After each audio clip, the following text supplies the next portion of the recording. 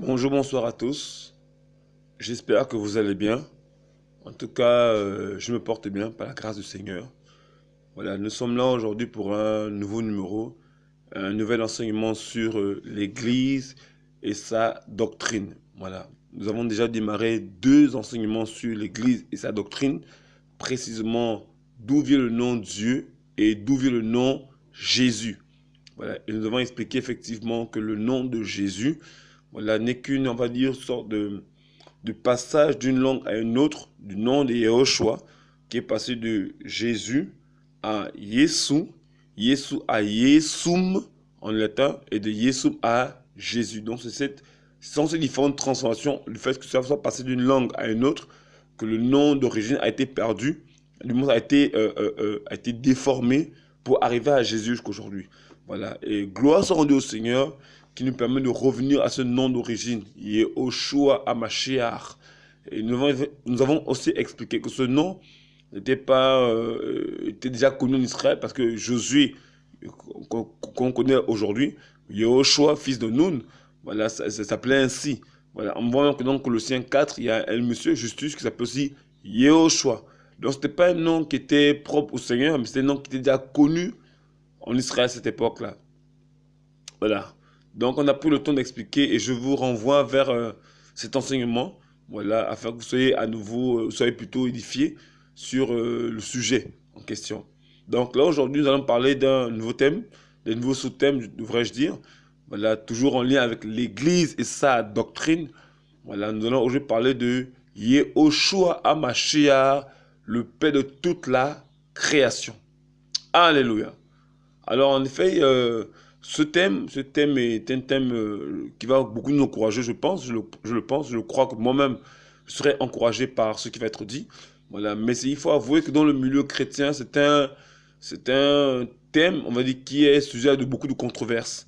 Voilà, aujourd'hui, à cause du concile de Nicée, qui a eu il y a quelques années, précisément le premier concile de Nicée, qui a eu lieu sous on va dire, sous le regard de l'empereur romain Constantin Ier. Il eut lieu en 325 après Yeshua. Voilà, c'est lors de ce concile ils ont dit effectivement que la Trinité, ils ont mis en place la Trinité, c'est-à-dire qu'il y a Elohim le Père, Elohim le Fils et Elohim le Saint-Esprit. Voilà, ils ont parlé aussi du dogme de la coexistence entre le Père et le Fils. Voilà, donc c'est à cause de ce problème, voilà, qui a été mis en place par le catholicisme romain, voilà, parce qu'il y a eu 21 conciles au total, voilà, et entre le 4e siècle et le 16e siècle, il y a eu 12 siècles où l'Église catholique a mis en place plusieurs doctrines ténébreuses, voilà, et qui fait qu'aujourd'hui, bien qu'étant sorti du catholicisme romain, certains dogmes de l'Église catholique demeurent, voilà, et qui font ça devient déjà des sujets de controverse entre les frères et sœurs, parce qu'on a du mal à se soumettre à la parole du Seigneur. Pourtant, la Bible est claire, voilà. Donc, nous allons voir ensemble effectivement cet aspect, voilà, de Yeshua HaMashiach, Jésus-Christ de Nazareth, comme étant le Père de toute la création. En d'autres termes, Yeshua, Jésus est le Père, et on doit le prouver avec l'Écriture. Voilà, parce que quand on parle de Père, déjà, il faut avoir cette idée, cette pensée que Yeshua est le créateur. Parce que quand on parle de Père, on parle d'un être, une personne qui engendre une famille. Voilà, qui engendre une famille. Je vais vous prendre une définition, voilà, qui je pense qui pourra aussi contribuer effectivement à ce que nous sommes en train de dire en ce moment au sujet de Yeshua HaMashiach comme l'Elohim, le Père de toute la création. Voilà. Donc, nous allons prendre une définition du Père. Alors, le Père est défini ici. On va prendre une définition simple. On a plusieurs, mais je vais prendre une seule. Voilà. Individu mâle qui a pour le rôle et la responsabilité paternelle dans la vie d'un enfant. Bon, je peux prendre aussi une deuxième. Voilà, on va prendre une deuxième. On dit, le Père, c'est celui qui... voilà. On dit ici, celui qui a beaucoup fait pour la prospérité, pour le salut, pour le bonheur d'un peuple, d'une classe nombreuse de personnes qui agissent envers ceux qui prennent soin comme un père agirait envers ses enfants. Voilà. Donc on voit qu'en fait que le père, c'est celui qui engendre une famille. Voilà, qui engendre une famille, c'est qui a des enfants, voilà, qui a des fils. Voilà. Et on va voir ensemble dans la parole du Seigneur, est-ce que Yeshua est le Père? Voilà. Et quand on dit Père, c'est qu'il non seulement il a des enfants, mais il a toute une création. Parce que le Père, l'Élohim, Père, le Père, comme on voit dans l'Écriture, le Père a tout créé. Voilà, a tout créé. Voilà. Et on va voir ensemble plus dans l'Écriture, voilà, différents éléments, différents passages bibliques, pour voir est-ce que Yeshua HaMashiach est le Père. Voilà, c'est très important parce que cela constitue la base de la doctrine que nous prêchons, la doctrine apostolique. Parce que les apôtres ont prêché un seul message. Et c'est ce même message que nous devons prêcher, sans aller à gauche ou à droite de ce qu'ils ont dit. Nous devons rester focalisés, voilà, sur ce qu'ils ont laissé, leur témoignage à travers les Écritures. Voilà, nous ne devons jamais aller en deçà ou au-delà de ce qu'ils ont donné. Voilà, la Bible déclare dans Acte 2,42, ils persévéraient dans l'enseignement des apôtres, la fraction du pain, la communion fraternelle et les prières. Donc vous voyez effectivement que les apôtres ont posé les fondements, les jalons de la doctrine chrétienne. Voilà, donc nous sommes là aujourd'hui pour pouvoir échanger sur ce thème. Voilà, et je prie, voilà, que le Seigneur nous ouvre l'intelligence. Seigneur, je prie, Seigneur, que tu ouvres l'intelligence non seulement à moi, mais à tous ceux qui m'écoutent. Voilà, je prie que tu nous donnes vraiment d'aller plus loin dans cet enseignement afin de prouver, Seigneur, à travers l'Écriture que tu es le Père de toutes choses. Tout ce qui existe est le fruit de ta parole. C'est toi qui les as créés. Toi, Yeshua, toi que je confesse, toi que je proclame, toi que j'élève mon roi, mon Seigneur, mon Sauveur, mon Empereur. Papa, je te remets toutes choses entre tes mains. Et je prie, Seigneur Père, au nom puissant de Yeshua, Mashiach, Père, que tu ouvres l'intelligence de nos vies et celui de mes frères, papa, afin que la parole soit claire à leur esprit et que ce soit une base sur laquelle ils s'appuieront pour défendre la parole, Seigneur Père, lorsque cela sera possible, Seigneur Père. Merci pour ton esprit qui me fortifie, qui m'encourage, Seigneur Père, au nom puissant de Yeshua, Mashiach, Adonai, Père. Amen. Voilà. Donc, nous allons prendre d'abord un premier passage. Nous allons prendre Éphésiens chapitre 4. Éphésiens chapitre 4. Nous allons prendre à partir du verset 1. Éphésiens chapitre 4. Nous prenons à partir du verset 1. La Bible dit: je vous prie donc, moi le prisonnier dans le Seigneur, à marcher d'une manière digne de la vocation à laquelle vous avez été appelés, avec toute humilité et douceur, avec patience, vous supportant les uns les autres dans l'amour, vous efforçant de garder l'unité de l'esprit dans le lien de la paix. Un seul corps et un seul esprit. Comme aussi vous avez été appelés à une seule espérance par votre vocation. Un seul Seigneur, une seule foi, un seul baptême, un seul Elohim et Père de tous, qui est au-dessus de tous, parmi tous et en vous tous. On dit un seul Elohim et Père. Donc ici, on associe Elohim, si Paul dit un seul Elohim et Père. Donc quand il dit un seul Elohim et Père, ça veut dire ici que Elohim est simplement le Père. Voilà, comme on dit par exemple, le mécanicien est professeur. Voilà, le stylo bleu et rouge. Donc c'est un stylo qui est bleu, à la fois bleu et à la fois rouge. Donc quand on dit Elohim et Père, ça veut dire que ici Elohim est aussi en même temps le Père. Voilà. Donc, il dit un seul Elohim et Père de tous, qui est au-dessus de tous, parmi tous et en vous tous. Donc, on a une information ici, que Elohim est le Père. Mais qui est Elohim? Parce qu'avant de rentrer pleinement, voilà, il faut déjà prouver qui est Elohim. Voilà, parce que si on n'arrive pas à prouver qui est Elohim, on aurait du mal à prouver le Père. Alors, on va prendre un passage, il y en a plusieurs dans la Bible. Je vais prendre quelques passages. Nous allons prendre 1 Timothée, chapitre 3, verset 16. Et sans contredire, le mystère de la piété est grand.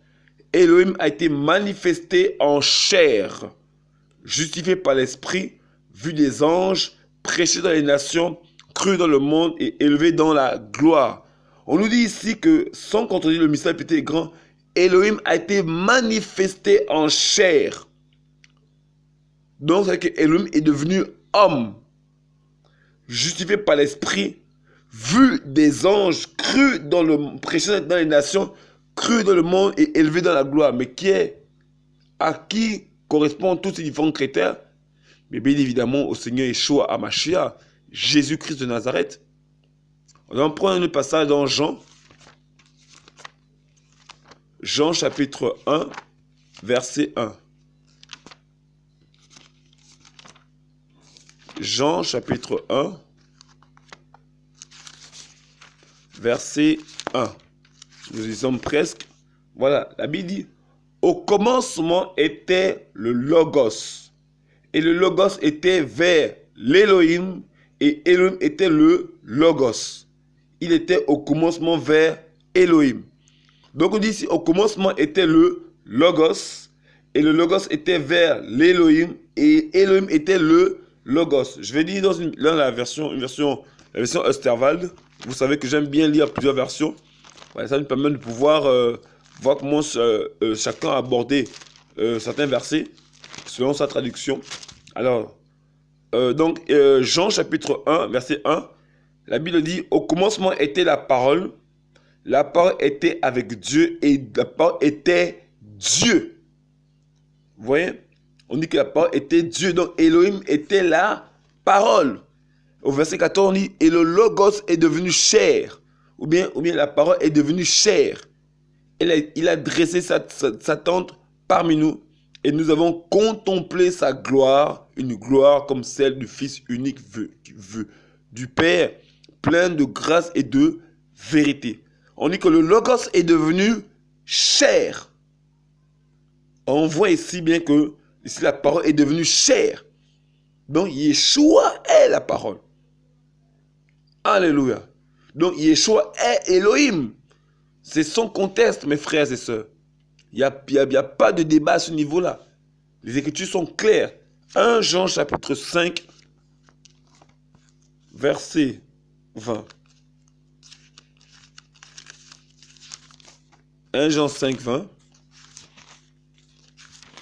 1 Jean 5, 20. La Bible dit, mais nous savons que le Fils d'Élohim est venu et il nous a donné l'intelligence pour connaître le véritable.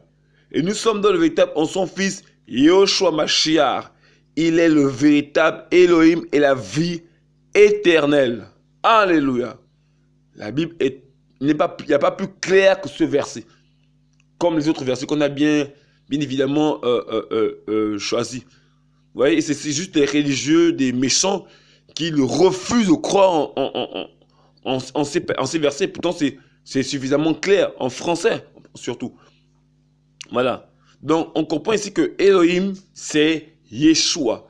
Maintenant, quand on dit que Yeshua est le Père de toute la création, que toutes choses ont été créées en lui, par lui et pour lui. Donc, il est le créateur de toutes choses. Alors, regardez, on va prendre la parole du Seigneur parce qu'on ne peut pas démontrer déjà qu'il est le Père sans pourtant prouver qu'il est Elohim. Voilà, prenons même un passage d'abord avant de rentrer encore dans le thème. On va prendre notre passage dans Ésaïe 35. Ésaïe 35. Nous allons voir ensemble quelque chose. Ésaïe chapitre 35, à partir du verset 1. Le désert et la sécheresse se réjouiront. La région aride exultera et fleurira comme une rose. Elle fleurira et se réjouira avec allégresse et avec des cris de joie. La gloire du Liban lui est donnée avec la magnificence de Carmel et de Saron. Ils verront la gloire de Adonai et la magnificence de notre Elohim. Fortifiez les mains faibles et affermissez les genoux qui trébuchent. Dites à ceux qui ont le cœur troublé, prenez courage, n'ayez pas peur. Voici votre Elohim. La vengeance viendra, la rétribution d'Elohim. Il viendra lui-même et vous délivrera. Alors les yeux des aveugles seront ouverts, les oreilles des sourds seront débouchées.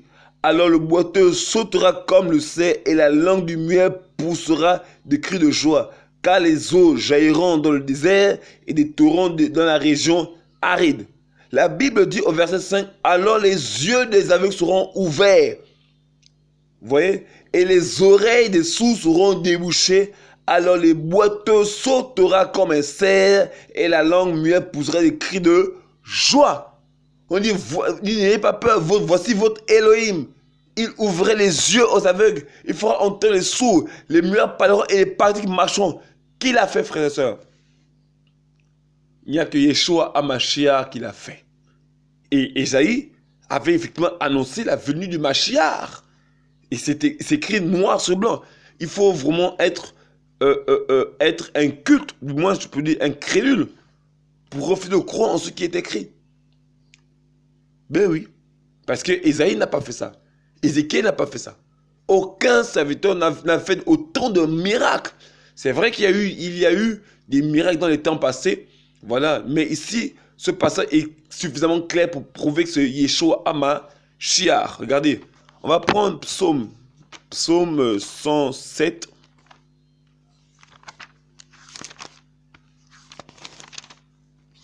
Psaume 107.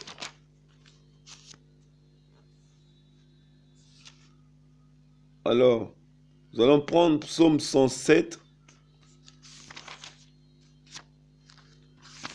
Psaume 107, voilà, j'y suis.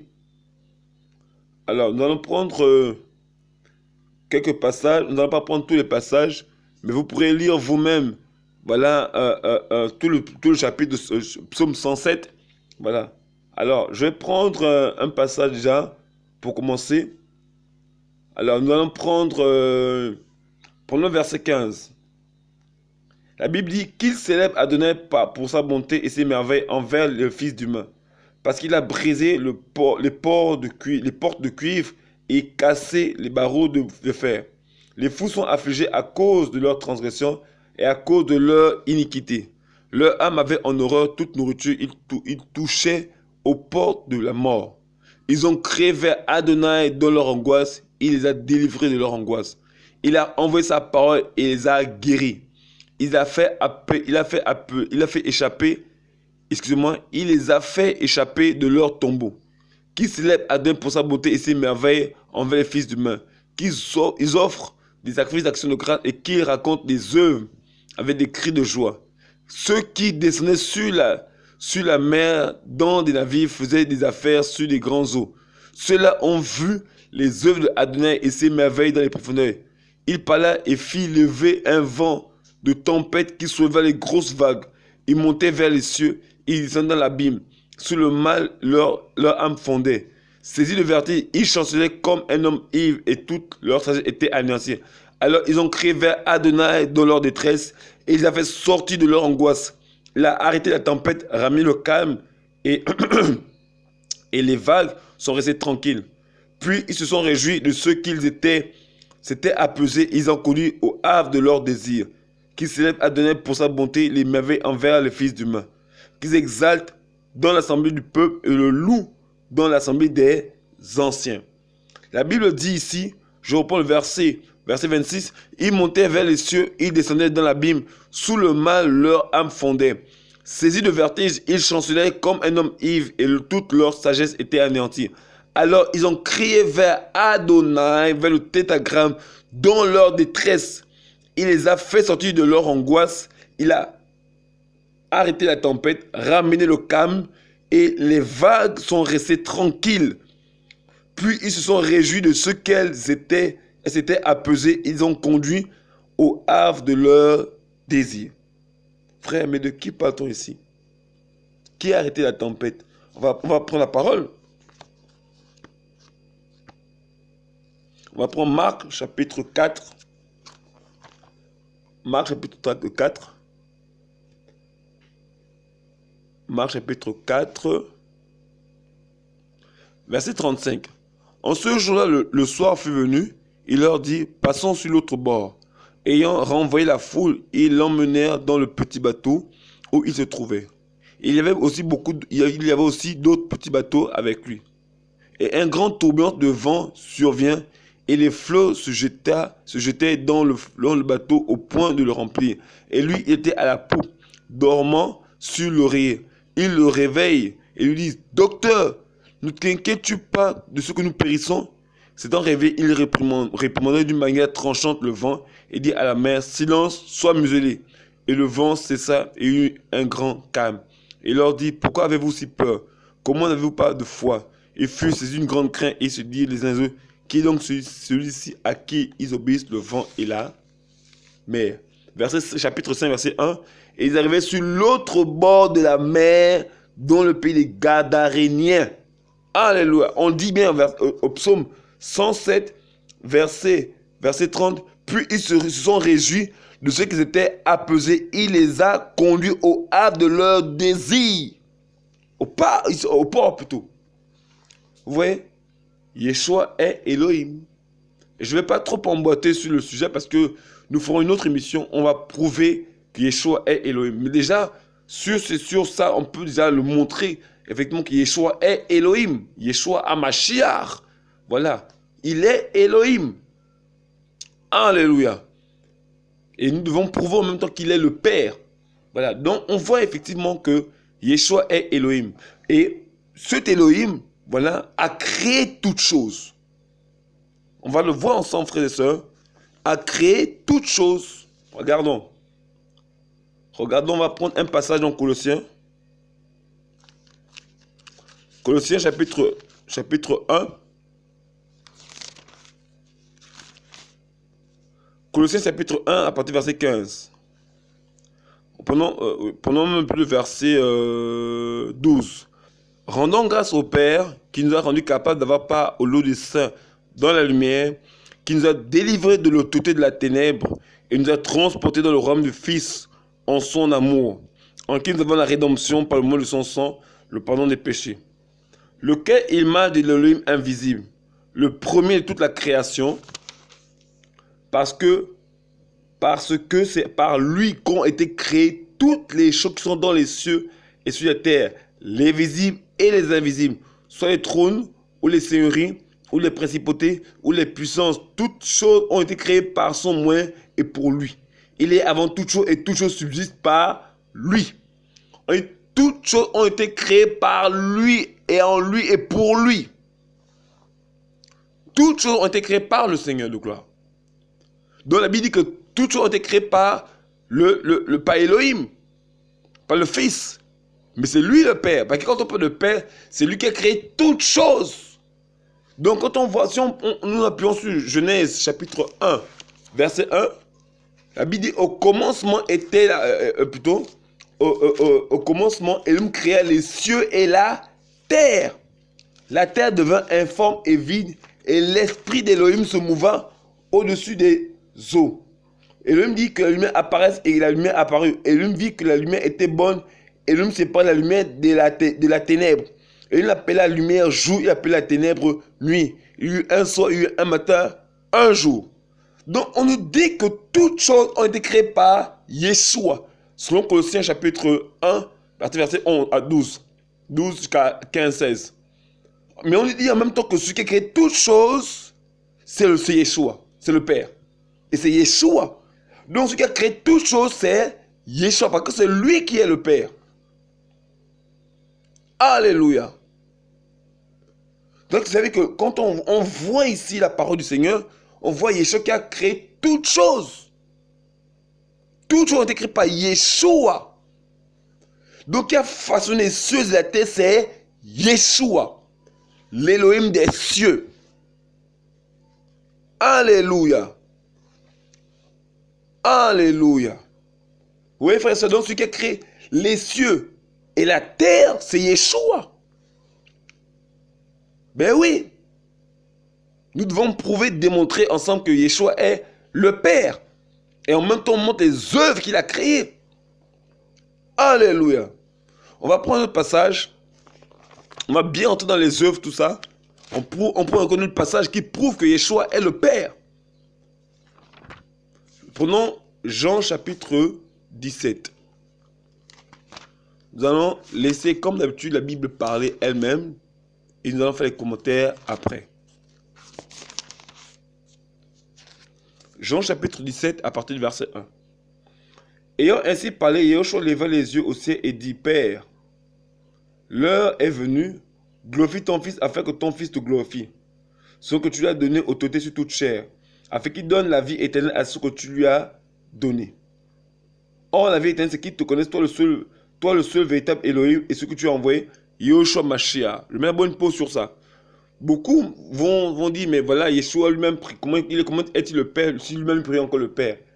En fait, vous savez, quand on comprend, quand on n'a pas on n'a pas une vision générale de la parole du Seigneur, on aurait du mal à comprendre certaines choses. Pourtant, les choses sont tellement simples. Alors, Yeshua est venu sur la terre, c'est une parenthèse que j'ouvre. Voilà, Yeshua est venu sur la terre, oui, pour sauver l'humanité. Il est venu en tant que fils. Pourquoi en tant que fils? Parce qu'il vient laisser le modèle. Parce que quand il parle de fils, parce que plus tard nous serons devenus des fils. Nous serons des fils d'Élohim. Donc il vient montrer ici en tant que fils, comment les fils du royaume doivent vivre, doivent se comporter. Il est le modèle en toutes choses. Vous voyez un peu, frères et sœurs? Ça veut dire que quand il vient sur la terre, il vient en tant qu'Élohim. Voilà, mais en même temps, en tant qu'Élohim, il a joué plusieurs rôles.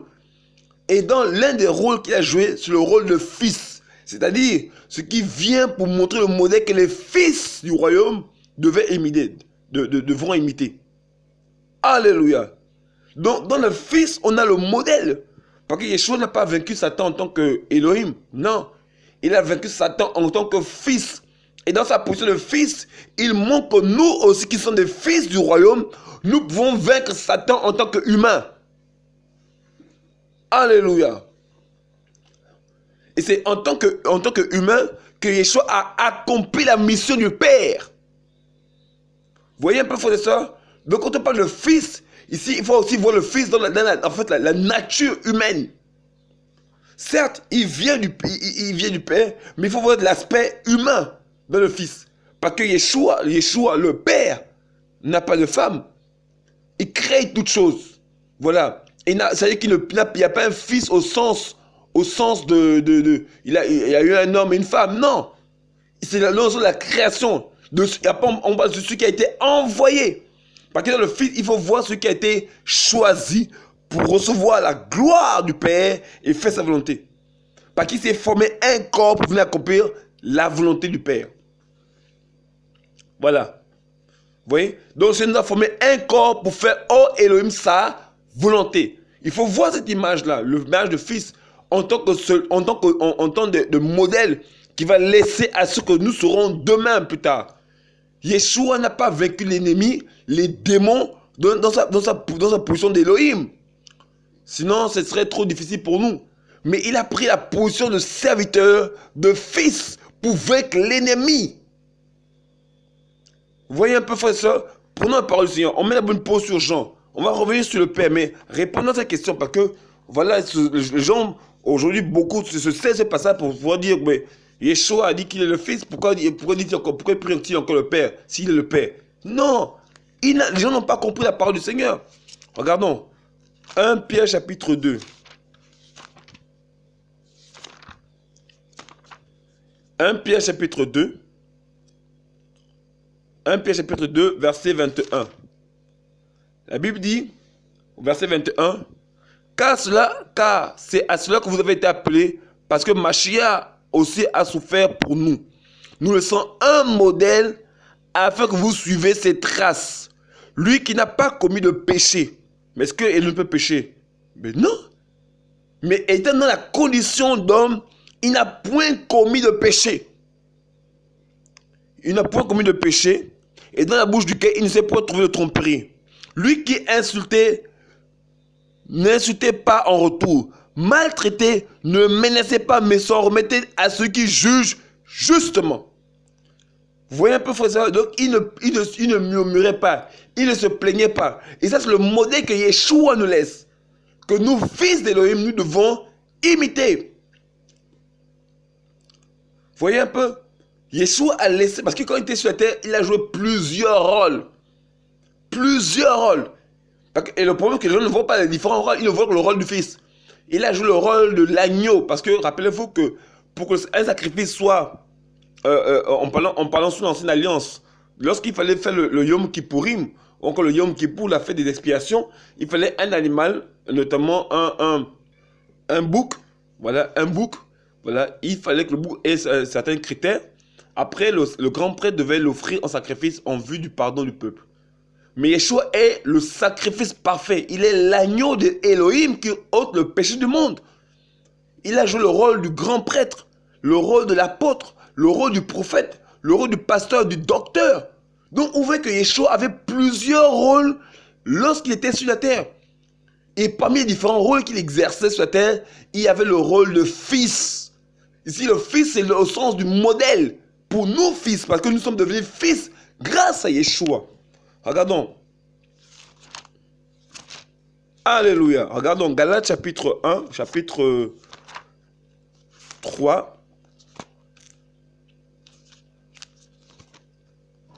Galates chapitre 3. Si je ne me trompe pas. Non, oui, Galates chapitre 3. Nous allons prendre à partir du verset 26. Galates chapitre 3 à partir du verset 26. Car vous êtes tous fils d'Élohim par le moyen de la foi en Mashiach Yehoshua. Car vous avez tous été baptisés en Mashiach et vous avez revêtu Mashiach. Il n'y a plus ni juif ni grec, il n'y a plus ni esclave ni libre. Il n'y a plus ni mâle ni femelle. Car vous êtes tous en Yehoshua. Vous voyez? Car vous êtes tous fils d'Élohim par le moyen de Yehoshua, par le moyen de la foi en Mashiach Yehoshua. Nous sommes devenus fils par Yeshua. Parce que n'oubliez pas que nous étions, on va dire, illégitimes à cause d'Adam, notre père, qui avait péché. Parce qu'Adam a péché, il a été privé de la présence du Seigneur, et de même que nous. Donc quand Yeshua vient dans le monde, c'est pour ramener ceux qui sont à Elohim. Et nous devenons fils d'Elohim parce qu'on reçoit en nous le Saint-Esprit. C'est le Saint-Esprit qui nous rend fils d'Elohim. Sans le Saint-Esprit, nous ne sommes pas fils d'Elohim ou enfants d'Elohim. La Bible déclare dans Jean chapitre 1, verset 12 à 14, mais à tous ceux qui l'ont reçu, à ceux qui croient en son nom, la parole a donné le pouvoir de devenir enfants d'Elohim, lesquels sont nés, ni la volonté de la chair, ni la volonté du sang, mais d'Elohim. Donc on devient enfant de jour, on croit en Yeshua, on reçoit le Saint-Esprit. Vous voyez un peu, frères et sœurs? On va prendre le chapitre 4, verset 7. Prenons verset 5, verset 6 plutôt. Mais parce que vous êtes fils, Elohim a envoyé l'esprit de son fils dans vos cœurs. Vous voyez? Et je reprends, on prend le verset même. Depuis verset 1 même. Mais je dis, aussi longtemps que l'héritier est enfant, il ne fait en rien d'un esclave, quoi qu'il soit le seigneur de tout. Mais il est sous les tuteurs et des gestionnaires, jusqu'au temps déterminé par le Père. Nous aussi, de la même manière, quand nous étions enfants, nous étions sous les esclavages des rudiments du monde. Mais lorsque l'accomplissement du temps est venu, Elohim a envoyé son fils, venu d'une femme, venu sous la Torah, afin qu'il rachète ceux qui étaient sous la Torah, afin que nous recevions l'adoption. Mais parce que vous êtes fils, Elohim a envoyé l'esprit de son fils dans vos cœurs, criant Abba, Père. Maintenant, tu n'es plus esclave, mais fils. Mais si tu es fils, tu es aussi héritier d'Elohim par le moyen du Mashiach. Vous voyez un peu, frère? C'est que le Yeshua est le fils d'Elohim. C'est que celui qui a pris une position humaine pour venir sauver son peuple. Et tous ceux qui reçoivent l'esprit de un fils d'Elohim. Yeshua n'est plus physiquement sur la terre. Il est remonté dessus. Il est Elohim. Et nous qui sommes sur la terre, nous sommes ces filles qui continuons ce travail. Voilà. Beaucoup comprennent mal la parole et ça crée bien de problèmes. Est-ce qu'il y a aussi, il n'y a pas le trône du Père, le trône du Fils, le trône du Saint-Esprit? Il n'y a pas trop de trône, il n'y a qu'un seul trône. Tout à l'heure, je le disais dans l'Apocalypse, on nous dit bien que on dit tout autour du trône et au milieu du trône. On dit au milieu des trônes, au milieu du trône. Vous voyez, il n'y a qu'un seul trône dans le royaume des cieux. Alléluia. Il n'y a qu'un seul trône. Mais nous devenons fils d'Elohim le jour où on reçoit le Saint-Esprit. Vous voyez que Yeshua lui-même a reçu le Saint-Esprit le jour où il a été baptisé. Yeshua en tant qu'Elohim, mais il est esprit. La puissance est en lui. Mais pourquoi tous ces éléments? C'est pour montrer le modèle. Et vous voyez que tous les miracles qui ont été accomplis par Yeshua n'ont été possibles que par le moyen Saint-Esprit. Sans le Saint-Esprit, il est impossible de faire des guérisons, des miracles. Alléluia. Et c'est lui que le Père a envoyé. En d'autres termes, le Père s'est envoyé lui-même en se prenant un corps.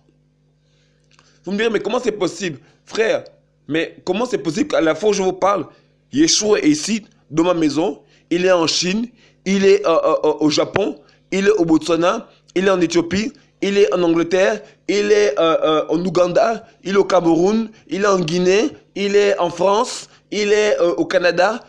Comment c'est possible? Comment c'est possible? Si tu peux répondre à ça, tu comprendras pourquoi c'est possible que le Père peut s'envoyer lui-même. Ben oui. Il s'est formé un corps pour venir habiter parmi nous. Il a mis en lui, dans ce corps-là, son esprit, sans mesure. Ben oui. Ici, il faut voir Yeshua dans différentes facettes, différentes fonctions du Père. En fait, toutes ces fonctions dont j'ai essayé d'énumérer, il y en a plusieurs. Toutes ces différentes, ce sont les différentes fonctions du Père. Ces différentes personnalités, différents caractères que j'ai énumérés, que j'ai cités, ce sont différentes fonctions du Père. Vous voyez un peu? Donc il y a la fonction du Fils. Voilà. Alléluia. Voilà. Et effectivement, quand on l'a vu tout à l'heure, Yeshua en tant que Fils, c'est pour le modèle. C'est le modèle. Mais Yeshua, durant son séjour sur la terre, n'a jamais cessé de pouvoir dire aux humains qu'il est le Père. Donc, on revient sur notre passage de Jean, chapitre 17. Nous étions au verset 3. Parce qu'il faut prouver avec la parole du Seigneur que Yeshua est le Père. On est au verset 3, je reprends verset 3. Oh, la vie éternelle, c'est qu'ils te connaissent, toi le seul véritable Elohim, et ce que tu as envoyé, Yehoshua Mashiach. Je t'ai glorifié sur la terre, j'ai achevé l'œuvre que tu m'avais donnée à faire. Maintenant, glorifie-moi, toi, Père, auprès de toi-même, de la gloire que j'avais auprès de toi avant que le monde fût. J'ai manifesté ton nom aux humains que tu as tirés du monde pour me les donner. Premièrement, Yeshua dit, j'ai manifesté ton nom aux humains que tu as tirés du monde pour me les donner. Donc il dit ce qu'il a donné, il a montré, il a fait connaître son nom, le nom du Père. Il a fait connaître le nom du Père aux humains qu'il a donné. Ils étaient à toi et tu me les as donnés, ils ont gardé ta parole. Verset 7. Maintenant ils ont connu que tout ce que tu m'as donné vient de toi, parce que je leur ai donné la parole que tu m'as donnée. Vous voyez un peu, il dit que la parole que j'ai reçue, ça vient du Père que tu m'as donné. Ils les ont reçus, ils ont connu vraiment que je suis sorti de toi. Ils ont cru que tu m'as envoyé. Je prie pour eux, je ne prie pas pour le monde, mais pour ceux que tu m'as donné parce qu'ils sont à toi. Tout ce qui est à moi est à toi, et tout ce qui est à toi est à moi, et je glorifie en eux. Je ne suis plus dans le monde, mais ceux-ci sont dans le monde. Et moi je vais à toi, Père Saint, garde-les en ton nom que tu m'as donné. Frère, mais c'est clair. Il dit, Père Saint, garde-les en ton nom que tu m'as donné. Donc, si le nom du maître, c'est Yeshua, mais Yeshua dit ici, Père, garde-les en ton nom que tu m'as donné. Donc, le nom de notre maître, du Père, c'est Yeshua. Voilà. Garde-les en ton nom que tu m'as donné, afin qu'ils soient un comme nous. Verset 12. Quand j'étais avec eux dans le monde, je les gardais en ton nom que tu m'as donné. Je les ai gardés et aucun d'eux ne s'est perdu, excepté le fils de perdition, afin que l'écriture soit accomplie. Maintenant je vais à toi et je dis ces choses dans le monde, afin qu'ils aient ma joie parfaite en eux-mêmes. Je leur ai donné ma parole et le monde les a haïs, parce qu'ils ne sont pas du monde, comme moi, je ne suis pas du monde. Je ne te peux pas les ôter du monde, mais les préserver du mal. Ils ne sont pas du monde, comme moi aussi je ne suis pas du monde. Sanctifié par ta vérité, ta parole est la vérité. Comme tu m'as envoyé dans le monde, je les ai moi aussi envoyés dans le monde. Je me sanctifie moi-même pour eux, afin que eux aussi soient sanctifiés par la vérité.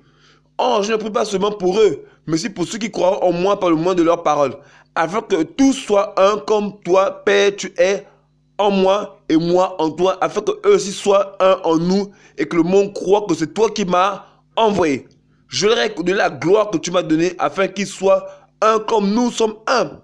Moi en eux, toi en moi, afin qu'ils soient parfaitement un et que le monde connaisse que c'est toi qui m'as envoyé.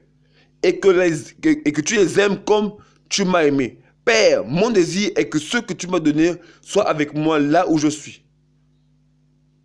Afin qu'ils contemplent la gloire que tu m'as donnée parce que tu m'as aimé avant la fondation du monde. Père juste, en effet, le monde ne t'a pas connu, mais moi je t'ai connu. Ceux-ci ont connu que c'est toi qui m'as envoyé et je leur ai fait que ton nom et je le ferai connaître afin que l'amour dont tu m'as aimé soit en eux et que je sois en eux. Frère, ma parole est claire. La parole du Seigneur est claire. Yeshua est Elohim. Yeshua est le Père. Le nom du Père, c'est Yeshua. Alléluia. Vous voyez, frères et sœurs, la Bible est claire. Les gens s'opposent pour rien. Jean chapitre 14. Nous allons prendre à partir du verset 6. Yoshua lui dit, prenons le verset 4. Vous savez où je vais et vous en savez le chemin. Thomas lui dit, Seigneur, nous ne savons pas le chemin, nous ne savons pas où tu vas. Comment donc pour nous en savoir le chemin? Yoshua lui dit, moi je suis le chemin, la vérité et la vie. Personne ne vient au Père excepté par moi. Si vous me connaissez, vous connaîtrez aussi mon Père. Et si vous me connaissez, vous connaîtrez aussi mon Père. Mais dès maintenant, vous le connaissez et vous l'avez connu. Philippos lui dit, Seigneur, montre-nous le Père et cela nous suffit. Verset 9, Yoshua lui répondit, je suis depuis si longtemps avec vous et tu ne m'as pas connu, Philippos. Celui qui m'a vu a vu le Père. Comment dis-tu, montre-nous le Père? C'est comme si le Seigneur est en train de dire à Philippe, mais pourquoi tu cherches le Père? Mais le Père est devant toi. Je reprends verset 9. Yoshua lui répondit, je suis depuis longtemps, si longtemps avec vous. Je reprends la question de Philippos, verset 8. Philippos lui dit, Seigneur, montre-nous le Père. Et ça nous suffit. Parce qu'il voulait voir le Père. Et Yoshua lui répondit, il dit, je suis. Là, il dit, non, je suis. Comme dans l'alliance. Je suis depuis si longtemps avec vous. Vous voyez un peu? Il dit, je suis depuis si longtemps avec vous. Et tu ne m'as pas connu, Philippos. Mais comment il dit, et celui qui m'a vu a vu le Père. Comment dis-tu, montre le Père? Mais le Père est devant toi. La Bible est claire. Je suis en train de dire ici, révèle au monde que je suis le Père. Philippe, pourquoi tu me cherches? Mais le Père est devant toi. Le Père est devant toi. Ben oui, frères et sœurs. L'évangile est trop clair. Alléluia. Oh, frères et sœurs, la parole est claire. Le Fils. Et le Fils, pour revenir sur le Fils, mais en fait, le Fils, c'est simplement la parole d'Élohim, la parole du Père. C'est-à-dire, au commencement était la parole était tournée vers Elohim, Elohim était la parole. C'est comme si, par exemple, les propos que j'exprime là, voilà, devient une réalité humaine. C'est que toutes les paroles que Yeshua a prononcées depuis des années a pris une forme humaine. Vous voyez pourquoi Yeshua n'avait pas besoin de méditer? Parce qu'il était la parole. Alléluia. Vous voyez un peu? Yeshua le Fils, c'est la parole d'Élohim. Apocalypse 19. Pardon. Verset 11. Je vis le ciel ouvert. Voici parut un cheval blanc. Celui qui est assis sur lui s'appelle fidèle et véritable. Il jure et combat avec justice. Et ses yeux sont comme une flamme de feu. Et il y a sur sa tête beaucoup de diadèmes. Et il y a un nom écrit que personne ne connaît, excepté lui-même. il était revêtu d'un vêtement trempé de sang et son nom s'appelle la parole d'Élohim. Vous voyez? Vous savez que le Fils, c'est la parole faite chair. Et Jean est clair. On l'a lu tout à l'heure dans Jean chapitre 1. La parole, la parole d'Élohim est devenue chair. C'est ça le Fils. Elle est la volonté parfaite du Père. Mais cette parole-là, c'est Yeshua. Plus que c'est ce qu'il a exprimé. En fait, tout ce que le Père a exprimé est devenu chair. Vous voyez un peu, frères et sœurs? Et nous aussi, nous devons devenir la parole vie du Seigneur, au sens où on vit la parole pour laisser le Père s'exprimer au travers de nous par le moyen de ses Écritures. Parce que plus nous vivons la parole du Seigneur, plus nous sommes à l'image du Fils.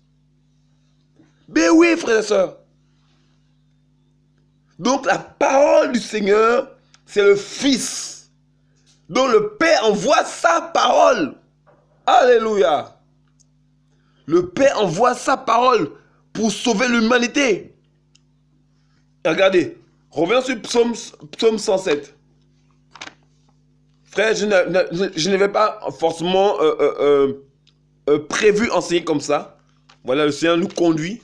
Merci Seigneur. Regardez, dans Psaume 107, on reprend le passage. Psaume 107, verset 19. Alors ils ont crié vers Adonai dans leur détresse.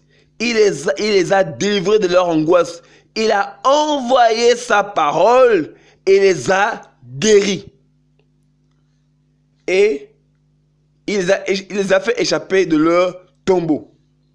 Voilà. On peut encore prendre le verset 28. Alors ils ont crié vers Adonai dans leur détresse. Il a facilité de leur angoisse. Voilà. Donc on comprend que c'est la parole qui délivre. La parole qui a délivré les apôtres. Mais oui. Et cette parole-là est devenue un être humain. Il avait une particularité humaine, oui, mais il y avait un aspect divin et un aspect humain. Mais Yeshua est la parole parfaite, l'expression parfaite du Père. Regardez, Hébreu chapitre... À pouvoir montrer maintenant les actions de la parole. On est toujours en train de montrer que le Père, c'est Yeshua. Alors, Hébreu chapitre 10, à partir du verset 1. Car la Torah qui possède l'ombre des bonnes choses à venir et non l'image exacte des choses, ne peut jamais par les mêmes sacrifices que l'on offre continuellement chaque année rendre parfaits ceux qui s'en approchent. Autrement, n'aurait-il pas cessé d'être offert, car ceux qui font ce service, une fois purifiés, n'auraient plus conscience de leurs péchés. Conscience des péchés plutôt. Mais il y a chaque année des sacrifices. Il y a chaque année, dans ces sacrifices, le souvenir des péchés. Car il est impossible que le sang de taureau et des boucs ôte les péchés. C'est pourquoi en entrant dans le monde, il dit, tu n'as pas voulu de sacrifice, ni de offrande, mais tu m'as formé un corps, tu n'as pas pris plaisir aux holocaustes, ni au sacrifice pour le péché. Alors je dis, me voici et je viens, il écrit à mon sujet en tête du livre, pour faire Elohim ta volonté. Et on dit plus haut, tu n'as pas voulu de sacrifice, ni d'offrande, ni d'holocauste, ni d'offrande pour les péchés.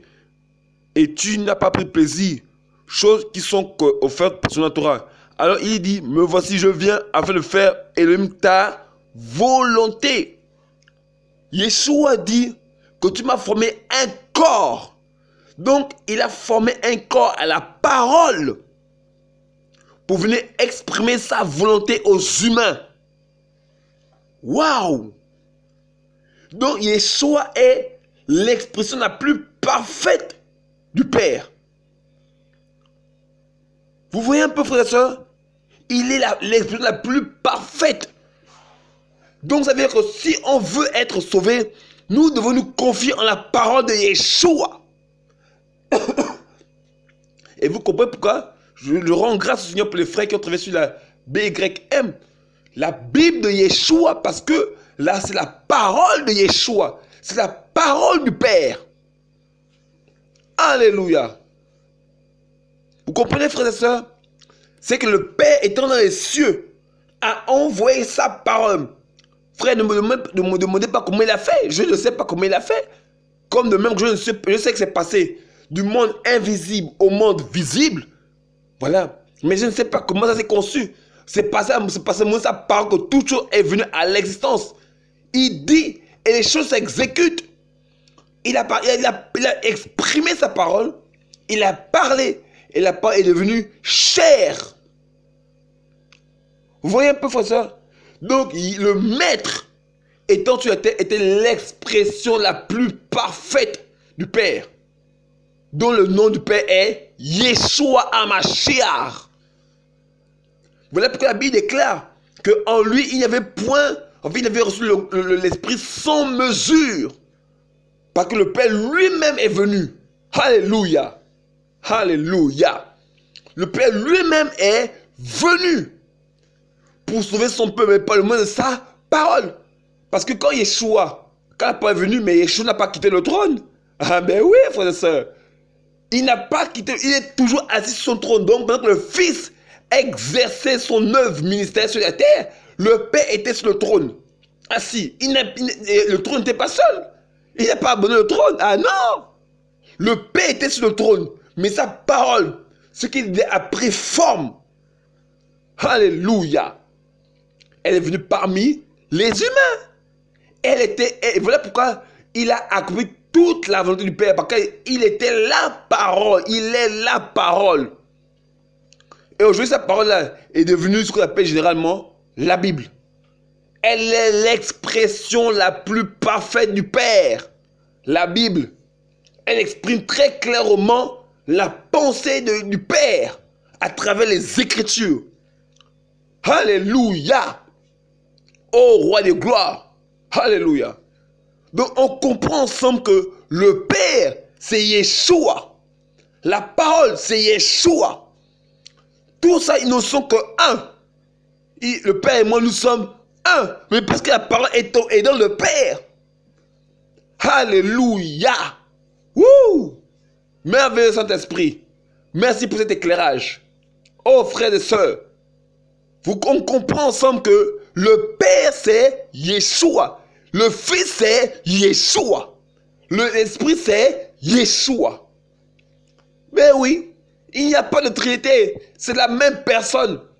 Voilà pourquoi je disais que le Père, le fait, tous ces différents aspects sont les différentes fonctions du Père. Différentes fonctions du Père. Le Fils est une fonction du Père. L'Esprit est une fonction du Père. Toutes ces différents caractères, différents aspects sont des fonctions du Père. Alléluia. Ô Seigneur de gloire. Alléluia. Ô Seigneur, merci pour ta grâce. C'est ça la parole du Seigneur, frères et sœurs. Nous devons aimer sa parole. On doit creuser ensemble dans la parole pour retrouver. Mais les religieux se heurtent parce qu'ils refusent de voir les choses qui sont si évidentes. Mais ils vont se heurter contre la pierre de Sion, qui serait une pierre de scandale pour eux, parce qu'ils refusent de croire aux choses évidentes. La Bible est claire, frères et sœurs. Yeshua est le Père. Regardons. Prenons Jean 8. Merci Seigneur. Jean chapitre 8. Alors, nous allons prendre à partir de... Regardez. On va prendre à partir du verset 21. Hein. Jean chapitre 8, à partir du verset 21. Alors Yeshua leur dit encore, je m'en vais et vous me chercherez et vous mourrez dans vos péchés. Vous ne pouvez pas venir là où je vais. Les Juifs disaient donc, se tuera-t-il lui-même puisqu'il dit, vous ne pouvez pas venir là où je vais. Il leur dit, vous êtes d'en bas, moi, je suis d'en haut. Vous êtes de ce monde, moi, je ne suis pas de ce monde. C'est pourquoi je vous ai dit que vous mourrez dans vos péchés. Car si vous ne croyez pas que je suis, vous mourrez dans vos péchés. Alors il lui dit, toi, qui es-tu? Yehoshua leur dit, le commencement. Wouh! Ce que je vous dis aussi. J'ai beaucoup à dire sur vous et à juger. Mais ce qui m'a envoyé est vrai. Et les choses que j'ai entendues de lui, je l'ai dit pour le monde. Il ne comprit pas qu'il parlait du Père. Wouh! Yeshua leur dit donc, quand vous aurez élevé le Fils d'humain, vous connaîtrez que je suis et que je ne fais rien de moi-même, mais je dis les choses selon que mon Père m'a enseigné. Il dit, il ne savait pas qu'il leur parlait du Père. Donc il ne se rendait pas compte que c'était le Père lui-même qui s'adressait à eux. Oui, il dit, je suis le commencement, je suis le Bereshit. Alléluia. Oh, le commencement, c'est ce qui est à l'origine de toute chose. Tout ce qui existe. Vous voyez un peu, frères et sœurs? Yeshua dit que je suis le principe ou le commencement. C'est que je suis celui qui suis à l'origine de toute chose. Comme nous l'avons lu dans Jean là-bas. Dans Colossiens, plutôt Colossiens. Alléluia. Il est le commencement. Nous allons prendre quelques passages encore. Nous allons prendre Apocalypse.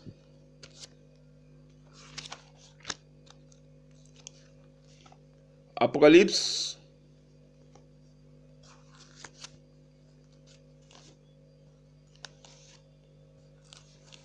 Regardez, on va prendre ensemble. Attendez. Après chapitre 4.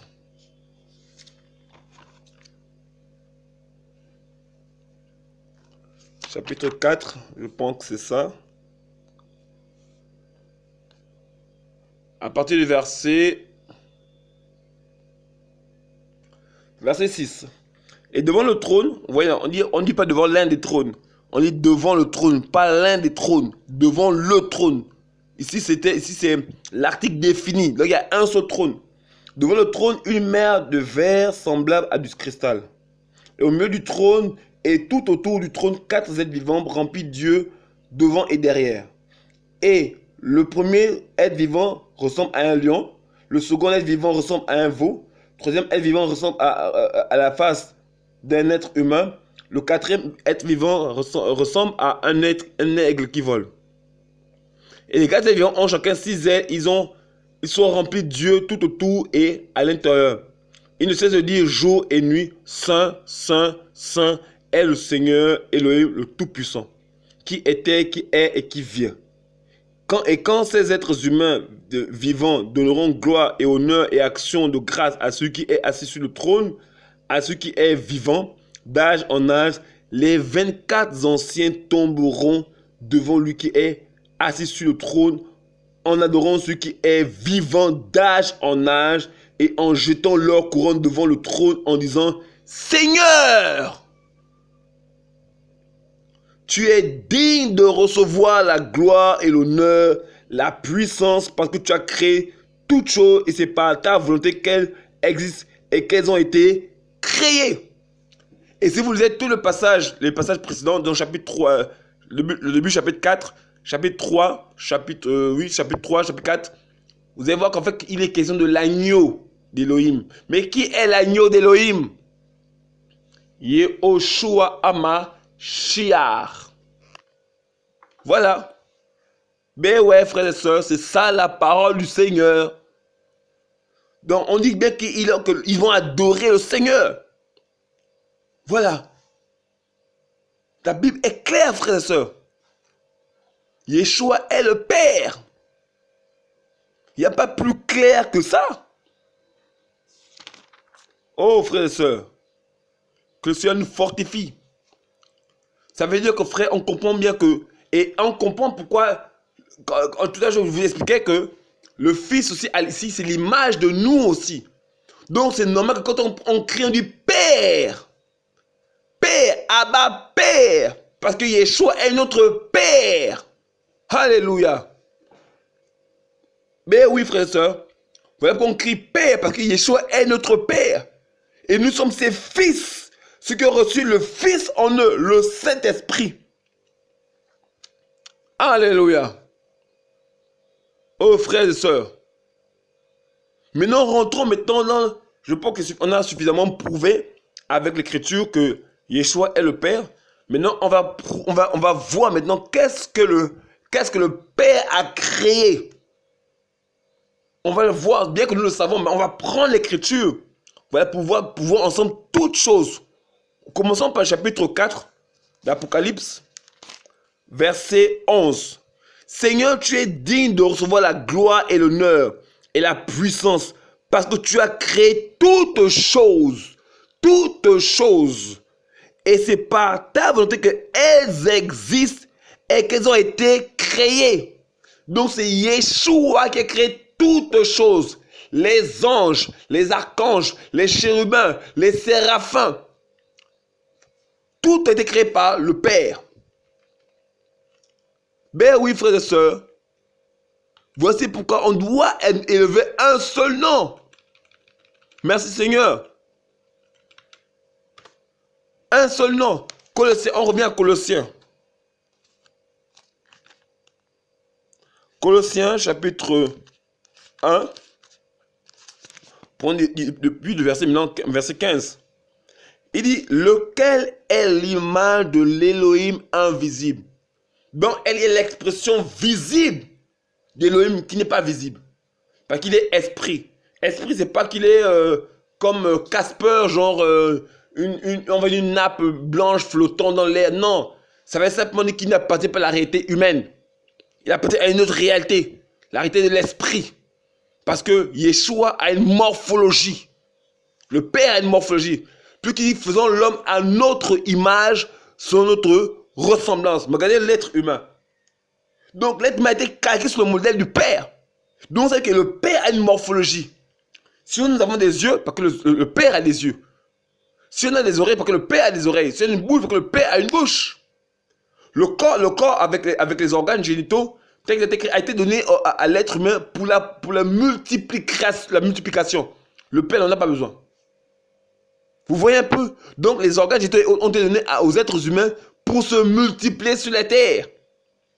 Mais lorsque l'homme est dépouillé du corps humain, c'est un être spirituel. Voilà. Et on dit bien que Yeshua est l'image. Donc il est l'expression visible du Père qui est invisible. Lequel est l'image de l'Élohim invisible, le premier-né de toute la création. Parce que c'est par lui qu'ont été créées toutes les choses qui sont dans les cieux et sur la terre. Les visibles. Oui, non? Parce que par lui qu'ont été créées toutes les choses qui sont dans les cieux. Donc par le Yeshua, tout ce qui a été créé par lui, par Yeshua. Toutes les choses qui sont dans les cieux et sur la terre. On ne compte pas des cieux sur le mot hébreu Hashamaïm.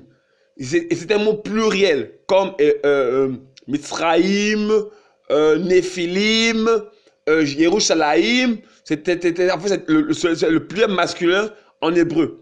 Im. Donc quand il parle ici de Hashamaïm, il parle de deux cieux. Le ciel visible et le ciel invisible. Au commencement, Elohim créait les cieux et la terre. Ou bien Bereshit bara Elohim et Hashamaïm. Dans les cieux. Donc il parle de deux cieux, les cieux visibles, le ciel visible et le ciel invisible. Donc on dit, je reprends verset 16. Parce que par lui qu'ont été créées toutes les choses qui sont dans les cieux et sur la terre. Les visibles, vous voyez non? Les visibles et les invisibles. Soit les trônes, ou les seigneuries, ou les principautés, ou les puissances, toutes choses ont été créées par son moyen et pour lui. Il est avant toute chose et toute chose subsiste par lui. Donc on voit que Yeshua a tout créé. Il y a les réalités invisibles, les réalités visibles. Les arbres, les nuages, la couche d'ozone, l'atmosphère, toutes ces grandes choses-là. La mer, la terre, les animaux. du ciel, les animaux des champs, les poissons de la mer, toute créature, l'être humain, ont été créés par Yeshua. Waouh! Merci Seigneur. Vous voyez un peu, frères et sœurs? Toutes choses ont été créées par lui, en lui et pour lui. Donc il n'y a rien qui n'échappe à sa création. Tout a été l'objet de sa création. C'est lui qui a créé toutes choses, qui a mis toutes choses à l'existence. Voilà pourquoi je ouvre une parenthèse, mon frère. Si Yeshua a tout créé, qu'est-ce qu'il est incapable de faire pour ta vie? Qu'est-ce qu'il est incapable de faire pour ta vie, mon frère, ma soeur? Toi qui te lamentes, toi qui pleures sur ta vie, papa, tes problèmes. Qu'est-ce qu'il est incapable de faire pour ta vie, mon frère, ma soeur? Si toutes choses ont été créées par lui, en lui et pour lui, frère, quel est le démon qui peut empêcher Yeshua de payer dans ta vie? Ben oui, frère et soeur. Alléluia. Nous comprenons que voilà pourquoi notre confiance et notre foi doivent demeurer en lui. Notre foi et notre confiance doivent demeurer en lui. Nous ne devons pas nous écarter de la vérité, mais rester sur ce que la Bible dit et avoir foi en sa parole. Vous voyez un peu, frères et sœurs? Mais en même temps, ça veut dire que quand on dit que tout a été créé par lui, ça veut dire que les anges, les archanges, les chérubins ont été créés par Yeshua. Même Lucifer a été créé par Yeshua. Rappelez-vous par exemple, regardez, on va prendre un passage dans Apocalypse, chapitre 12. Chapitre 12, Apocalypse chapitre 12, nous allons prendre à partir du verset, prenons le verset 7. Verset 3, bon, verset 3.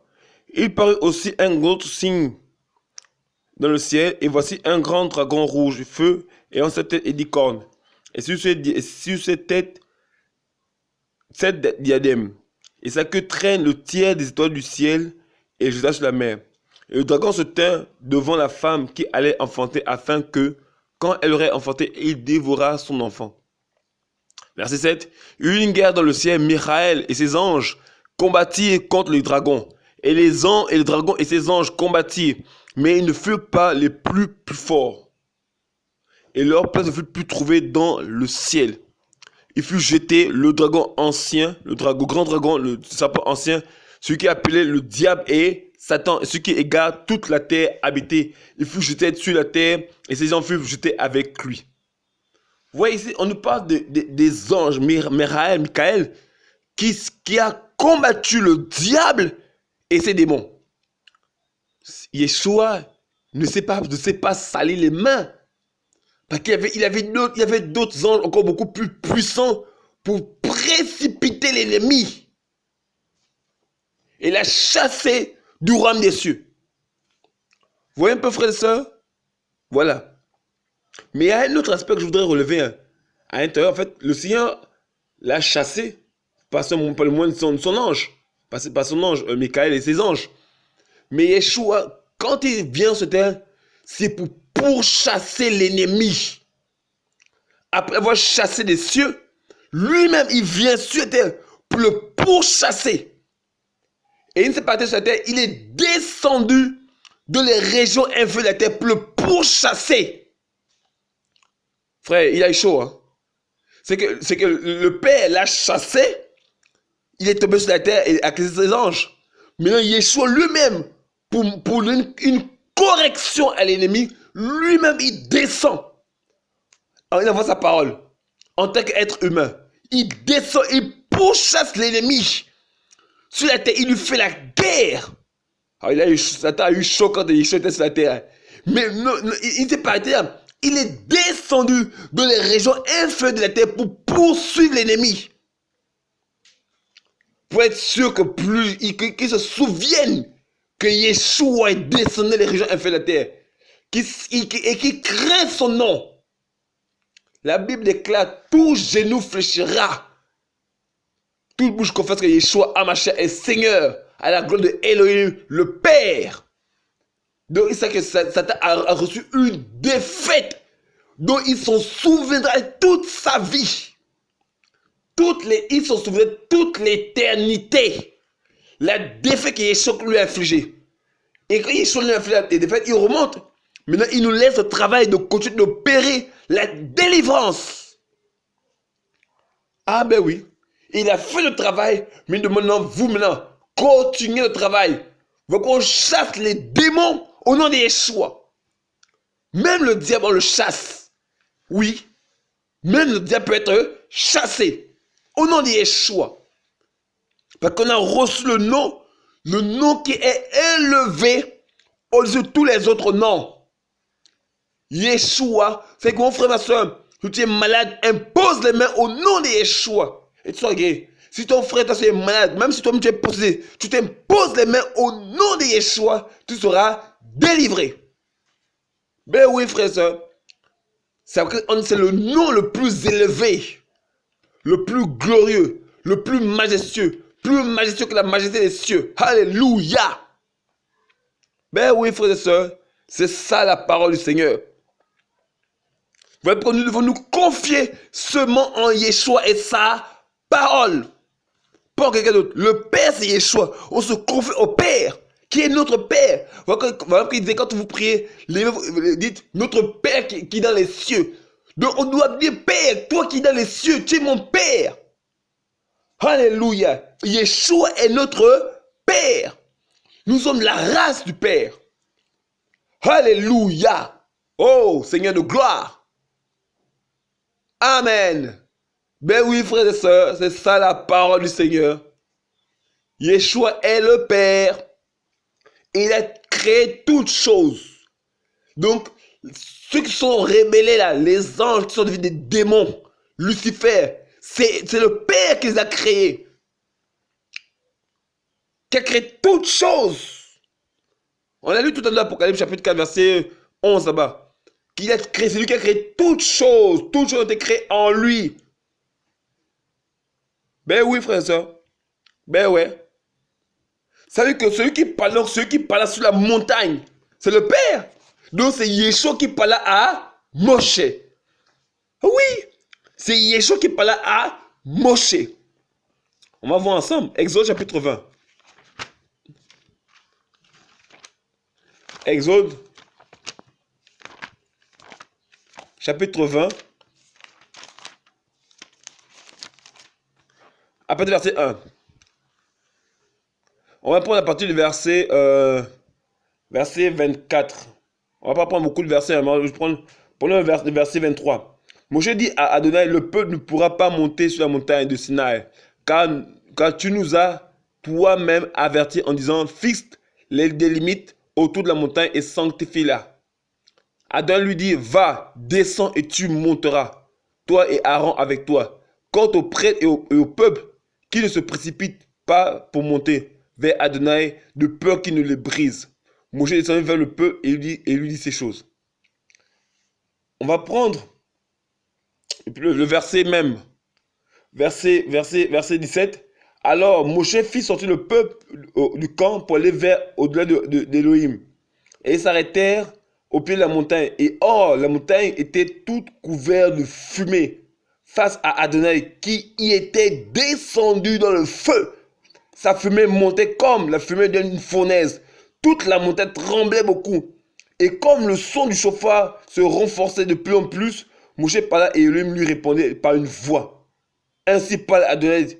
Ainsi Adonai descendu sur la montagne de Sinaï, au sommet de la montagne. Adonai appela Moïse au sommet de la montagne et Moïse y monta. Vous voyez, le Père, c'est Yeshua lui-même qui descendit sur la montagne pour parler aux enfants d'Israël. Ouh! Donc, vous savez que je ne pêche pas quand je dis Yeshua parlait à Moshe, parce que c'est Yeshua qui parlait à Moshe. Vu que dans l'ancienne alliance, c'était caché. Et c'était révélé dans la nouvelle alliance. Donc, c'est Yeshua Hamashiach qui parlait à Moshe. Donc, Moshe est serviteur de Yeshua. Ben oui. Regardons. Jean 8.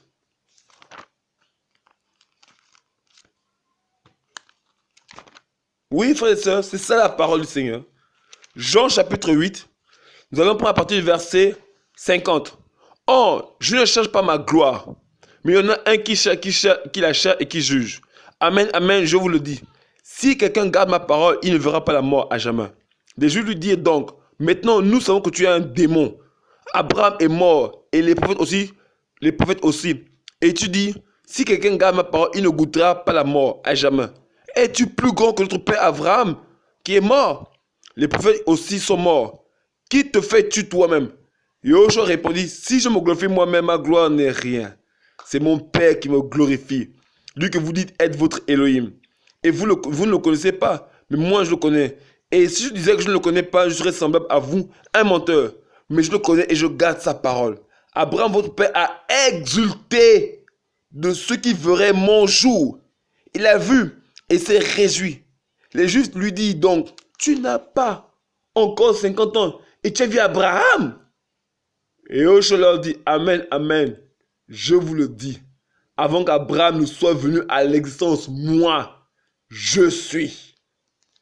Frère, c'est une parole terrible. Il dit qu'avant qu'Abraham ne vienne à l'existence, moi, je suis. Or, le je suis dans cette question, c'est je suis qui est expliqué dans Exode 3,15. On va le lire. Yeshua est le Père. Voilà. Exode chapitre 3.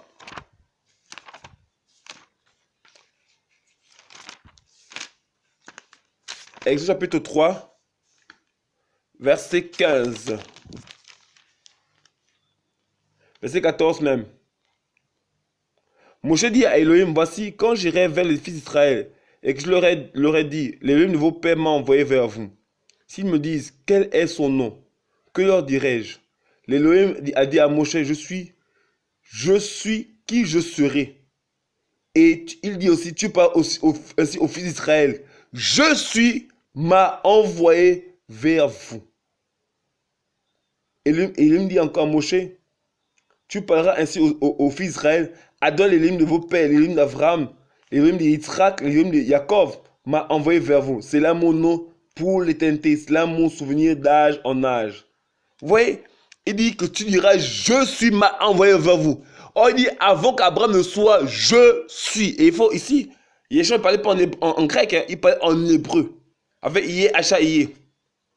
Voilà. En fait, c'est en hébreu, Iye, Hacha, Iye. Je suis qui je serai. Vous voyez un peu? C'est ça la parole du Seigneur, frères et sœurs. Ben ouais. Yeshua est le Père. C'est sans conteste. Face à tout ce qui veut contester, la Bible est claire. On peut prendre autant de passages. Ça veut dire que donc tous ceux qui ont prêché la parole du Seigneur étaient tous les serviteurs de Yeshua. Vous comprenez pourquoi quand on nous dit non, je prends la version Louis II, je lis 1 Pierre chapitre 1, verset 10. Après je prends la version BY1, la Bible de Yeshua. Prenons d'abord 1 Pierre 1, verset 10. Les prophètes qui ont prophétisé touchant la grâce qui vous a été réservée ont fait de ce salut l'objet de leur recherche et de leur investigation, voulant sonder l'époque et les circonstances marquées par l'esprit de Christ qui était en eux et qui attestait d'avance des souffrances de Christ et la gloire dont elles seraient suivies. La Bible déclare que les prophètes ont prophétisé par l'esprit du Mashiach. Je prends la version BYM de 1 Pierre 1, verset 10. 1 Pierre 1, 10. La Bible dit, c'est au sujet de ce salut que les prophètes qui ont prophétisé concernant la grâce qui est en vous ont investigué et recherché, cherchant pour quel temps et quelles circonstances indiquait l'esprit du Mashiach qui était en eux et qui affirmait d'avance les souffrances du Mashiach et les gloires dont elles seraient suivies. Vous voyez, frères et sœurs, c'est clair. Yeshua est le Père. Donc, quand les prophètes prophétisaient, c'était sous l'inspiration du Saint-Esprit qui est en d'autres, qui n'est rien d'autre que l'esprit de Yeshua. Le Saint-Esprit. Le Saint-Esprit est l'esprit de Yeshua. Ben ouais, frères et sœurs, c'est ça la parole du Seigneur. La Bible est claire. Les gens veulent contester, mais je me rends compte qu'en fait, les gens contestent là, c'est vraiment parce qu'ils veulent juste faire du bruit. Ils veulent juste parler. Voilà. Une fois, il y a un aîné qui discutait avec un théologien. Et en discutant au sujet du Père, il demande au théologien, mais finalement, c'est quoi le nom du Père? Le théologien dit, le nom du Père, c'est le Père. Ça n'a pas de sens. Comment le nom du Père, ça va être le Père? C'est duquel le nom du président? C'est le président. Mais non, le président a un nom.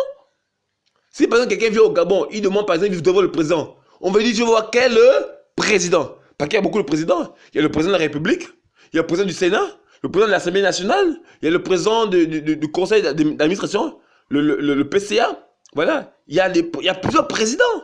Tu veux voir quel président? Vous voyez, frère et soeur? C'est que président ou père, c'est pas un nom, c'est un titre. Le père, c'est un titre. Parce que j'avais un père. Vous avez des pères, vos frères et soeurs, vous qui m'écoutez. Parce que tout homme est né d'un père et d'une mère. Donc tous les humains sont nés d'un père et une mère. Donc le père, c'est un titre. Mais quel est le nom du père? On a vu dans Jean chapitre 17 que le nom du père, c'est Yeshua. Ben oui, frères et sœurs. C'est ça la parole du Seigneur. Yeshua est le Père. Et c'est lui qui a créé toutes choses.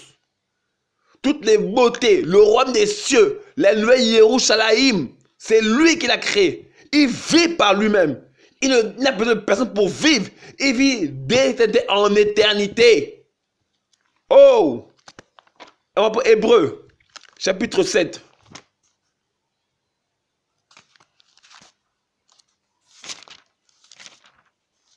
Alléluia. Chapitre 7. Verset 1, regardez. Car ce Malkisédek, roi de Salem, près d'Élohim, très haut, qui alla à la rencontre d'Abraham lorsqu'il revenait de la défaite des rois et qui le bénit. Verset 2. À qui aussi Abraham donna en effet pour sa part la dîme de tout. En interprétant son nom, il est d'abord roi de Salem, roi de justice plutôt, et ensuite il est roi de Shalem, c'est-à-dire roi de Shalom. Il est sans père, sans mère, sans généalogie, n'ayant ni commencement de jour, ni fin de vie. Il est rendu semblable au fils d'Élohim, il demeure prêtre pour l'éternité. On nous dit ici que Malkisédek, bien selon certaines versions, Melchisedec, est sans père, sans mère, sans généalogie, ni commencement de jour, ni fin de vie. Or, on dit que Melchisedec est rendu semblable au fils. Donc, c'est-à-dire qu'il a été comparé au fils, comme s'il a été calqué sur le modèle qui est le fils. Or, le fils étant le père est sans généalogie. Frère, on me demanderait, mais quelle est son existence? Frère, la Bible déclare que Yeshua n'a ni commencement de jour, ni fin de vie. Donc, son existence n'est pas humaine. Il est constant dans le temps, d'éternité en éternité. On passe ses origines. Ça veut dire qu'il n'a pas de commencement de jour. Il n'a pas de fin de vie. Donc, il ne mourra jamais. Il n'est jamais né. Wouh! Alléluia! Alléluia! C'est que quand on parle des origines de Mashiach, Yeshua n'a pas de commencement de jour, il n'a pas de fin de vie. Donc, il n'a pas de naissance, il n'a pas de mort. Wouh! Alléluia! Baby frère, sœur, il vit. La Bible dit qu'il est la lumière. La lumière est dans l'esprit. Dans le monde d'esprit, il y a la lumière. Elle existe depuis toujours. Frère, c'est des choses qui échappent à notre intelligence, mais pourtant qui sont. Oui, Yeshua n'a pas de commencement de jour ni fin de vie. Il est éternel. Voilà pourquoi Robert Pierre Olivita pouvait traduire en disant l'éternel des armées. Parce qu'il est éternel, il n'a ni commencement de jour, ni fin de vie. Alléluia. Voilà que quand on mourra, on nous retrouve dans l'éternité. Or, s'il avait un commencement, il ne serait pas Elohim. Donc il y aurait quelqu'un de beaucoup plus supérieur à lui. Mais bien au contraire, il n'a pas de commencement de jour, ni fin de vie. Il vit depuis l'éternité passée jusqu'à l'éternité future. Il demeure éternellement. Jacques dit, toute grâce excellente descend d'en haut, du Père des Lumières, du Père des Lumières. C'est la lumière. Or, la lumière traverse l'esprit, selon le scientifique, la lumière fait 300 000 km par seconde. Donc la lumière traverse l'espace. Donc lui, il ne s'éteint pas. Il est une lumière constante dans le temps. Il est une rectiligne. Constant, il ne bouge jamais, il ne change jamais. Constant dans le temps, jusqu'à... Donc voilà pourquoi la Bible déclare dans Hébreu, on va le voir. Hébreu chapitre 1, merci Seigneur. Alléluia. La Bible dit dans Hébreu chapitre 1, verset 10. Et toi, dans les commencements, Seigneur, tu as fondé la terre et ce sont les œuvres de tes mains. Vous voyez, non? Tu as fondé la terre et ce sont l'œuvre de tes mains. Ils disparaîtront, mais toi, tu restes d'une façon permanente. Wouh! Mais tu restes d'une façon permanente. Ils verront tous comme un vêtement. Tu les plieras en rouleau comme un habit, ils seront changés. Mais toi, tu es le même, tu es le même et ils ne cesseront pas. Wouh! Alléluia! Il dit que tu restes de manière permanente. Et je reprends, verset 12. Tu les plieras, on parle des ennemis. Tu les plieras comme un vêtement, comme un habit. Tu plieras en rouleau. Alléluia. Tu les plieras en rouleau comme un habit. Ils seront changés. Mais toi, tu es le même. Et tes ennemis ne cesseront jamais. Donc, tu n'as ni commencement de jour, ni fin de vie. Donc, notre Père, Yeshua, est éternel. Il n'a ni commencement de jour, ni fin de vie. Il est sans généalogie. Il n'a pas d'ascendant, il n'a pas de descendant au sens des humains. Non! Alléluia! Voilà, frères et sœurs, c'est ça. Il n'a ni commencement de jour, ni fin de vie. On va prendre Michée, chapitre 5. Michée, chapitre 5. Michée chapitre 5, à partir du verset 1. On va voir quelque chose dans Michée chapitre 5, verset 1. Mais toi, Bethléem, Ephrata, petite pour être parmi les milliers de Yehuda, de toi sortirait pour moi celui qui dominera sur Israël, dont l'origine remonte aux temps anciens, au jour de l'éternité. Ouh! Alléluia! Vous comprenez? Donc on comprend ensemble qu'il n'a pas d'existence, il n'y a pas de création au sens qu'il a été créé. Non, c'est un incréé, il n'est pas créé, personne ne l'a créé. Non, Zeus a été créé. Il est issu du rapport entre Chronos et Rhea. Mais Yeshua n'a pas de commencement de jour ni fin de vie. Il n'a pas de date de naissance. Ah ben oui, il n'aura pas d'acte de mort. Voilà pourquoi, frère, nous faisons mal de nous opposer à un Elohim dont l'existence est éternelle. Parce que ceux qui vont s'opposer à lui vont subir un jugement éternel. Ben oui, tout ne s'arrête pas sur la terre. Parce qu'après, ils vont basculer dans l'éternité. Et ils vont subir un jugement éternel. Comment affronter l'Elohim éternel qui vit éternellement? Alléluia. Vous voyez un peu, frères et sœurs? Voilà. Notre Elohim est éternel. Nous avons besoin de pouvoir voir ensemble la parole du Seigneur. Fouiller dans les Écritures. Oh frères et sœurs, je nous invite vraiment, restons humbles, aimons le Seigneur, soyons simples, parce qu'on a affaire à quelqu'un d'éternel. On a affaire à un être éternel puissant. Toutes choses ont été créées par lui. Regardez par exemple, le soleil est à 150 millions de kilomètres de la Terre. Mais regardez comment aujourd'hui on parle de canicule, on parle de grandes montées de chaleur. Ça nous brûle, on reste caché. Mais qu'en est-il pour une souffrance éternelle, en appelant le lac de feu et de soufre? Qu'en sera-t-il pour ce lieu, frères et sœurs? Voilà pourquoi, frères et sœurs, je nous invite, soyons humbles. Ne nous faisons pas la guerre les uns les autres, aimons-nous les uns les autres, demeurons dans la vérité.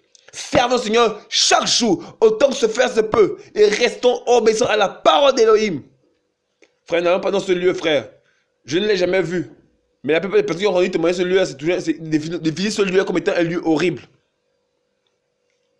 Alléluia. Vous voyez un peu, frères et sœurs? Donc on a vu ensemble que notre Seigneur est à l'origine de toutes choses. Il a créé toutes choses. Tout dans l'Hébreu nous disait que tu as fait la terre et les cieux sont l'œuvre de tes mains. Donc tout ce qui existe de manière naturelle sont le produit de notre maître. Yeshua HaMashiach. Regardez. C'était une histoire. C'est l'histoire d'Abraham. Lorsque le Seigneur, Yeshua, décide de venir détruire Sodome et Gomorrhe. Mais oui. Et le Seigneur va lui dire quelque chose, c'est assez important. Il va dire que j'ai entendu le cri de Sodome. Je suis descendu vers lui. Pour voir ces choses étaient comme je l'entends depuis les cieux. Donc c'est que c'est des fois il visite la terre. Ben oui. La terre c'est son œuvre. Comment on va dire au Seigneur ne viens pas sur la terre? Mais c'est son œuvre. Il vient quand il veut. Ben oui. On va prendre Genèse, chapitre 19. Alors, on va prendre... Non, pas chapitre 19, excusez-moi. C'est chapitre 18 plutôt. Alors, on va prendre verset 1. Adam lui apparut dans les plaines de Mamré, comme était assis à la porte de la tente pendant que la chaleur du jour. Il leva les yeux et regarda, et voici 3 hommes se tenaient devant lui. Quand il les vit, il courut au-devant d'eux, depuis la porte de sa tente, et se prosterna à terre. Il dit, Seigneur, s'il te plaît, si j'ai trouvé grâce à tes yeux, ne passe pas, s'il te plaît, non le ton serviteur. Comprenne, s'il te plaît, un peu d'eau, et lavez vos pieds, et reposez-vous un peu sous un arbre, plutôt. J'apporterai un morceau de pain pour fortifier votre cœur. Après quoi vous passerez outre, car c'est pour cela que vous êtes venus vers votre serviteur. Et il dit, fais ce que tu as dit. Abraham s'en alla en hâte dans la tente vers Sarah, et lui dit, vite, pétris 3 mesures de fleurs de farine et fais des gâteaux. Abraham courut au troupeau, prit un jeune bœuf, tendre et bon, et donna à un serviteur qui se hâta de le préparer. Il prit du beurre et du lait, et le jeune bœuf qu'on avait préparé, et le mit devant eux. Il se tint debout auprès d'eux, sous l'arbre, et ils mangèrent. Il lui dit, où est Sarah ta femme? Il répondit, la voix sous la tente. Il dit, je reviendrai vers toi au temps du renouveau, et voici que Sarah, ta femme, aura un fils. Sarah écoutait la porte de la tente qui était derrière lui. Abraham et Sarah étaient vieux, avancés en jour. Et Sarah n'avait plus ce que les femmes ont coutume d'avoir. Sarah rit en elle-même et dit, maintenant je suis vieille, et mon Seigneur aussi est vieux. Aurais-je encore des désirs? Adonai dit à Abraham, pourquoi Sarah a-t-elle ri en disant, enfanterai-je vraiment et réellement, moi qui suis vieille? Y a-t-il quelque chose qui soit difficile pour Adonai? Je reviendrai vers toi au temps fixé, au temps du renouveau. Et Sarah aurait un fils. Sarah le nia en disant, je n'ai pas ri, car elle avait peur. Il dit, non, tu as ri. Ces hommes se levèrent de là et regardèrent en face de Sodome. Abraham alla avec eux pour les accompagner. Et Adonai dit, cacherai Abraham ce que je vais faire. Abraham deviendra une nation grande et puissante, et toutes les nations de la terre seront bénies en lui. Car je l'ai distingué afin qu'il ordonne à ses fils et à sa maison après lui de garder la voie de Adonai en pratiquant la justice et la droiture, afin que Adonai fasse venir ensuite Abraham tout ce qu'il lui a dit. Abraham dit, le cri de détresse contre Sodome et Gomorrhe est grand, et leur péché est extrêmement pesant.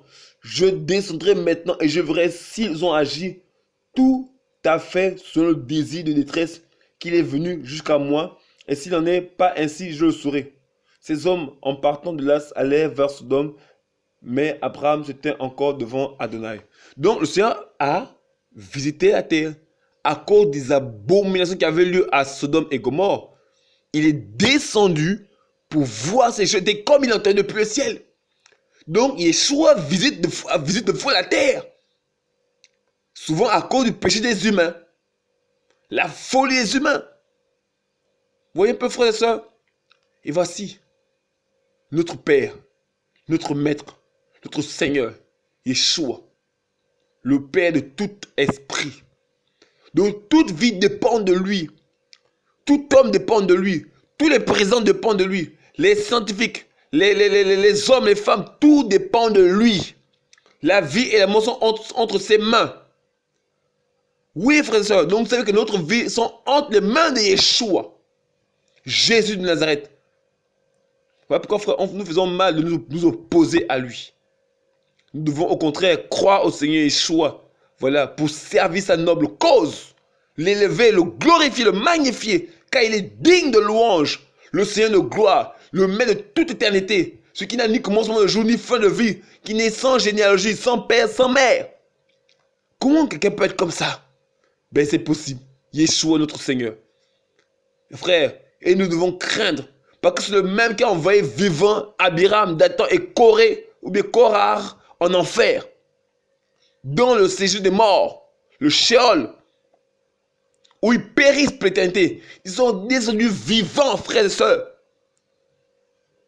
Frères, voilà pourquoi je nous invite, frères.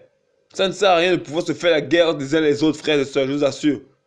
On parle d'un des seigneurs qui voit toutes nos actions chaque jour dans les lieux les plus obscurs aux lieux les plus illuminés.